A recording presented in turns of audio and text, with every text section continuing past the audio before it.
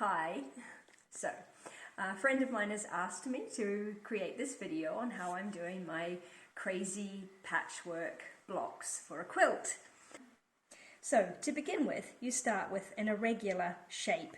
Any old scrap will do, as long as it has straight edges. Now, usually you should have 5 straight edges. Here we have 1, 2, 3, 4. So, I'm going to take my cutter and the ruler and make 5 sides. Okay, now you can do this with any kind of scraps. I have quite a pile of tiny scraps because I've been making these blocks for 5 weeks now. So I'm just going to choose a piece that lines up with a straight edge. I'm not going to worry too much about how they line up. And you can pin it if you want to. I don't bother at this stage. Then we go to the machine. So I sew everything with a 1/4 inch seam, lining up the cut edges with the edge of the foot. Now we go to the ironing board. I press the stitches to set them in, and then I press open the seam. Okay. I don't trim anything off at this stage. I leave all the tails, etc., etc., and later on we'll fix them up. Okay, this now is my next straight edge because I'm going to be going around in an anti-clockwise fashion around the block. Now, some people call this crazy patchwork and others say that it's just pieced, regular piecing. I think it's a mixture of both. The real crazy patchwork, I think, has more embellishing. I don't tend to embellish mine so much, but I just build the block around until I get it to be the size that I want. Back to the sewing machine. Remember, 1/4 inch seams, backwards and forwards. Right sides together, obviously. It's quite easy to forget that. Okay. Trimming again.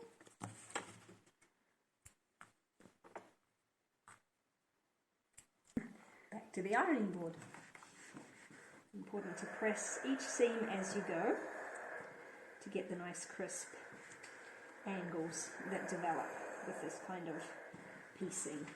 Okay, so as you can see now, if I open it up again, we have some extra tails. I'm going to trim that off now, trimming as we go. And then the next straight edge I'm looking for is this one here. So with my ruler and my rotary cutter, just trimming that down. Okay. Now I have a pillow that I made, a cushion I should say, and I'm slowly filling that up with all the small offcuts. This is my next straight edge. Started here, this one, and now it's this one. So I'm looking for a straight edge piece that will fit there. This one, okay. Now it's just a matter of playing around with the angles because it's going to be trimmed off anyway. Okay, perhaps that way's best. Alright, so away we go again. This one's quite a slippy fabric, but I think the seam is still short. I don't need a pin, and away I go.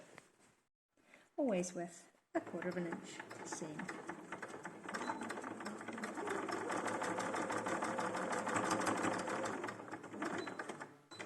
So some of the crazy patchwork that I've seen just uses 2.5 inch strips from old projects, but I didn't have so many of those strips, but I do have a lot of crumbs, so I do it in the same way as a crazy patchwork, but with crumbs of fabric to begin with, and obviously slowly as I build up around the outside the pieces get bigger. Off these tails, and remember we're always looking for the next straight edge.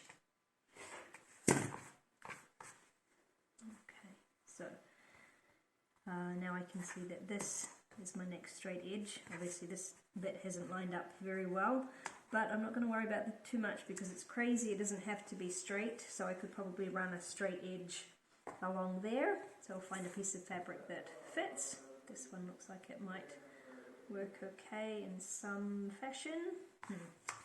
Not entirely fairly straight there, so straighten it up.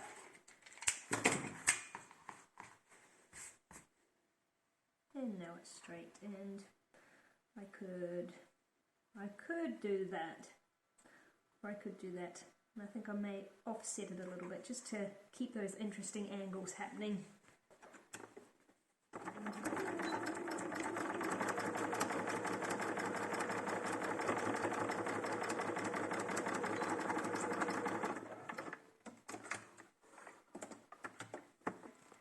Back to the ironing board.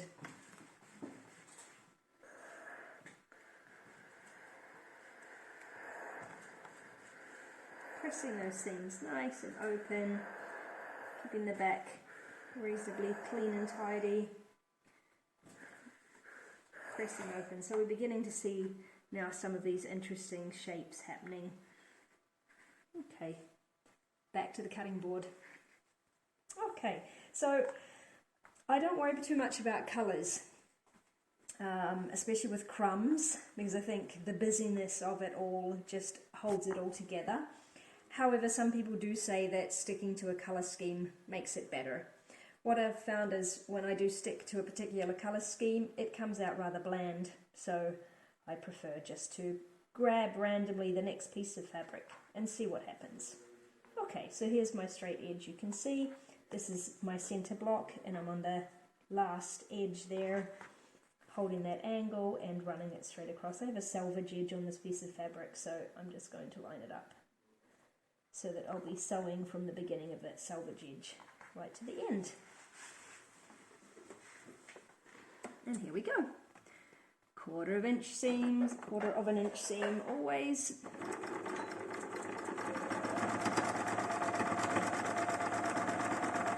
And nearly at the end there. Okay, and that's all the way around. So we've ironed this open now, and I'm going to trim it up again along that straight edge. Put all these tiny little bits into my scrap cushion, and there we go. So now you can see the center of our block. We've gone around all the sides. The first strip that you put on always makes this little triangle, and that's a good starting point. It's a good marker as well, because you'll see those building up towards the outside. So the next piece is going to go across here. It's a triangle, but we do have this space here. So because I like to have it really random as it goes, I'm going to not worry about that too much. What have I got? I've got this nice yellow. I love this yellow, it's so bright. And I'm going to put it right across there, on that angle like that, because this is our line here.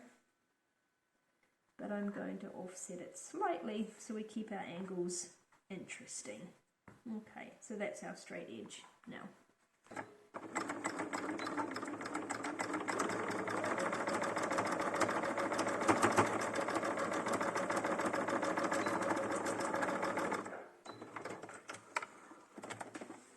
Now, you'll notice that this strip is quite thin. It's 1 inch wide, and really for this kind of work 1 inch is probably the narrowest you'd want to go with a strip.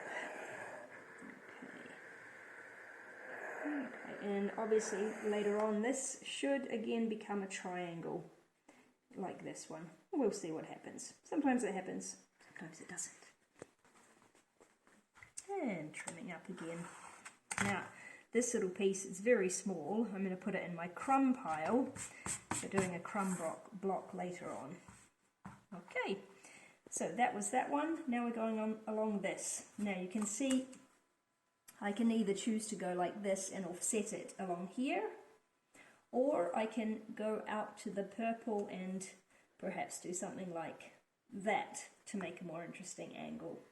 Doesn't really matter at this stage because we're building up to a square from the inside, so towards the end of the block I may start considering more about how to fill in the gaps, but right now I'm just wanting to make it interesting as I go and make a larger piece of fabric. Just quite a thin strip here, and I still want to use up some of my thinner strips, so I'm going to go thin again here, something like that maybe.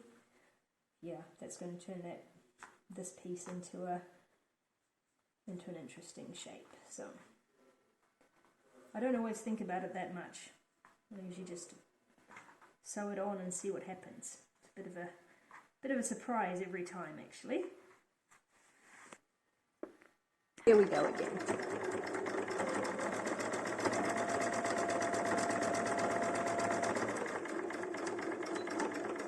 Now I haven't trimmed this long piece off yet. I want to make sure it arrived at the end. Some people trim as they go, some people don't, some people leave a tail. What I've learned is that if I trim it off about like that, then it's going to be okay and not leave any holes. We're back at the ironing board. Now, some people do put their ironing board right next to the sewing machine so they don't have to keep on getting up. I like the extra steps myself. And now I'm very excited because, if you can see, we've actually created a little triangle here. Another one, and I do like those triangles when they appear. Here we've got this seam that we looked at before, so obviously it's half of what it was. Still have this red triangle going on. Okay, back to the cutting board.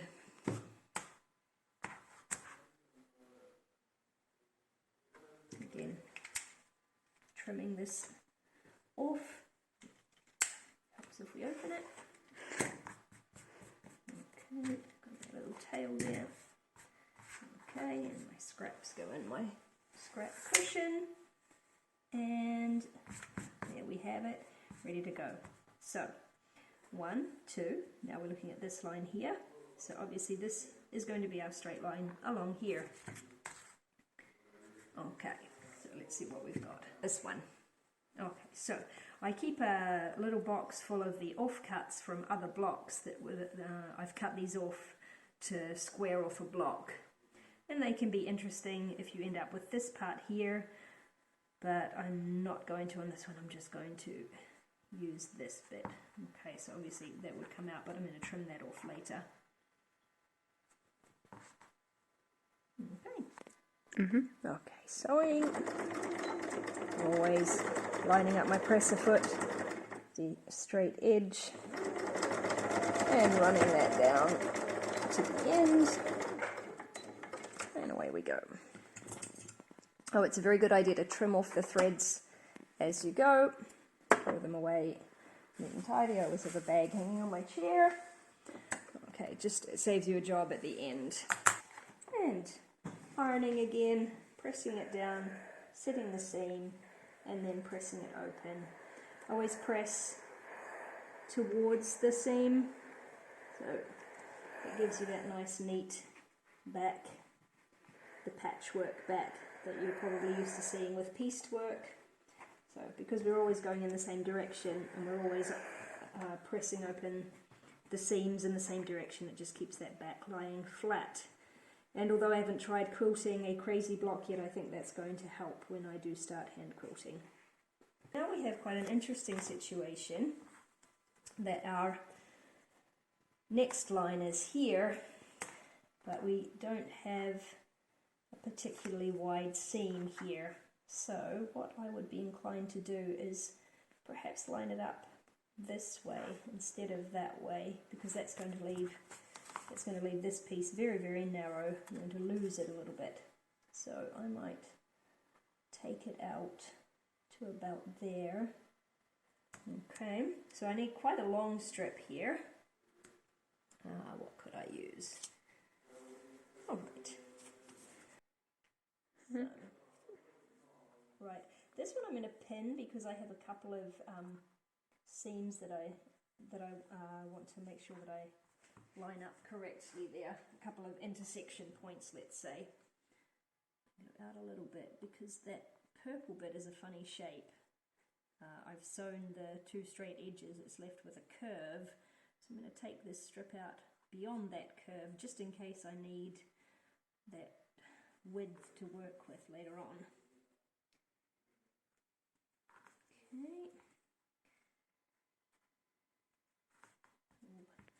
lying reasonably flat. Back. Okay, 1/4 inch seam again.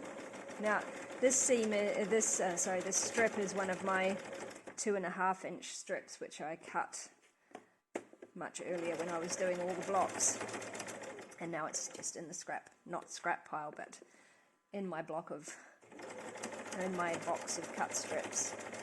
So it's a bit wider than the crumbs, and you'll see that we're beginning now to build up a bit of size, a bit of extra width with these 2 wider strips, and the strip's quite wide too. So we've gone from the crumb middle, and now we're starting to pick up that idea of the crazy pieced block.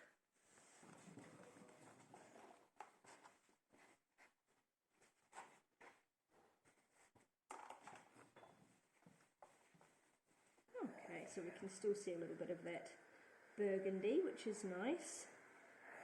Not really lost anything. I'm not sure what's going to happen over here, because obviously I'm thinking we're going to be trimming it that way, so we might get left with a tiny little triangle here, which is always fun. And back.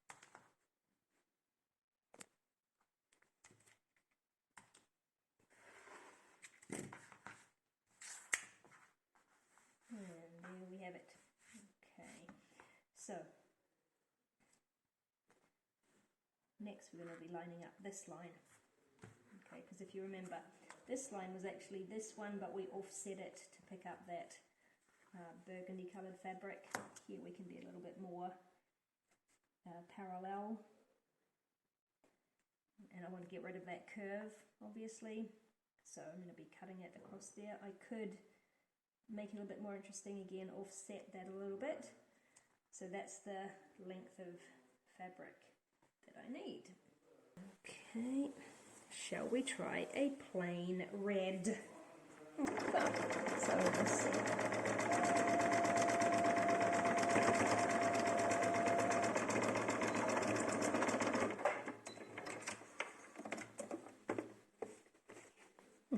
And we've built up the side again. Okay, and we're back to the start. So now, what I'm going to do without videoing is build this up to the desired size. The blocks I've been making for the quilt are 12.5 inches. Try and do this to 12.5 inches as well. Perhaps it could become another cushion cover. We shall see. But we'll come back to the video once it's ready to be squared up. Okay, so as I said, I was going to keep working around the outside, and at a certain point you begin to realize that at least one of the sides is either at 12.5 or slightly larger. I'm saying 12.5, but obviously the dimensions you want. At that point you just need to fill in the gaps really until it's all larger than 12.5. I've neatened up my edges now, as to be expected. We started with a 5-sided shape and we've ended up with a 5-sided shape, and now we need to square it off.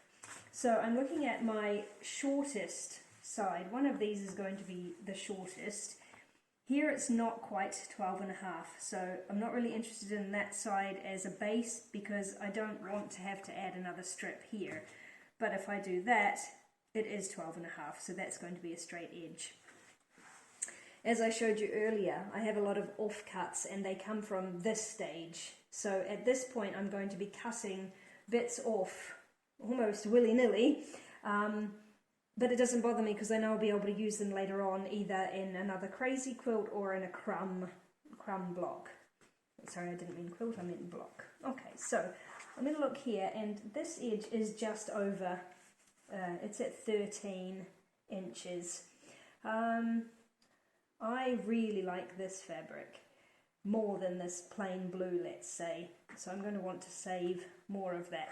So this point here is going to become my base line here at 0, 0 on the grid, and I'm going to take this across, make sure that it's lying smoothly.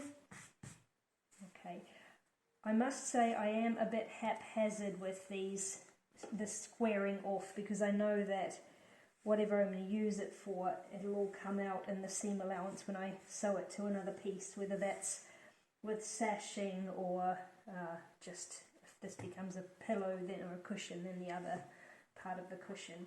So where is my... Right, my mat's upside down, that's great. Okay, so, sorry about that. Let's not stop the video. Make sure that's at 0, 0, and it's going to be this line here. Okay, always measure twice, cut once, that's the rule. Okay, lining it up, checking again that hasn't moved from that point. Making sure that all my markings are lining up on my ruler. And I'm just going to cut that straight up there.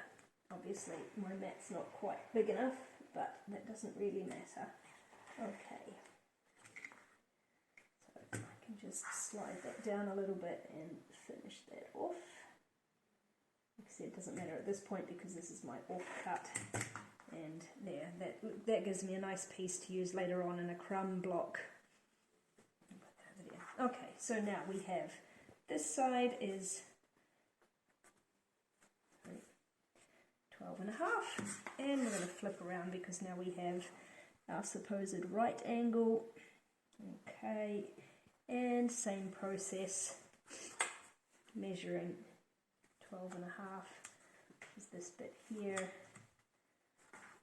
Check. Okay, it's the same as before. This is on 0, this is lining up. Okay, now the thing is with crazy quilting, the fabric has a lot of stretch in it because nothing's on the bias, of course. So you've got to be careful when you're squaring off that you're not pulling things out of shape, out of square. Looking good. Checking twice, cutting once. There we go. Okay. Oh, that's a shame, I'm going to lose a bit of that pretty pink. Ah, never mind. The flowery one that I really like, but that's okay.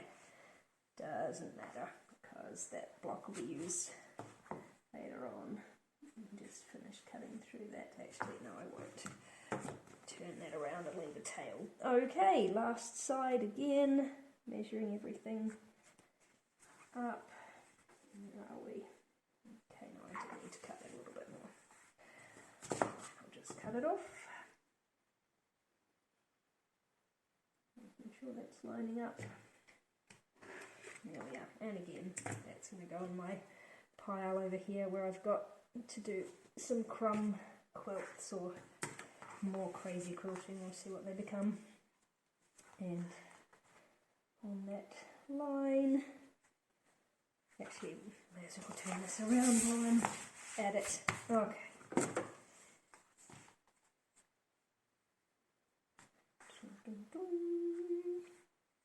Okay, everything's lining up nicely. 12 and a half again. Turn that around so that's okay. And make sure that it's straight there. Okay. And cutting.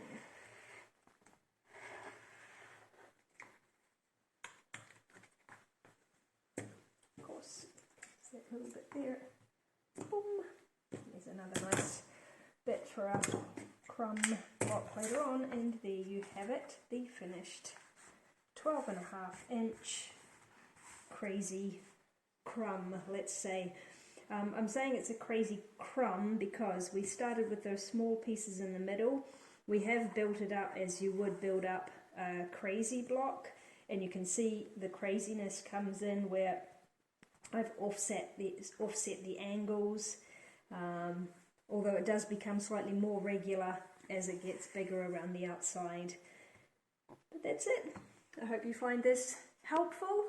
Please leave any questions in the comments and I'll get back to you.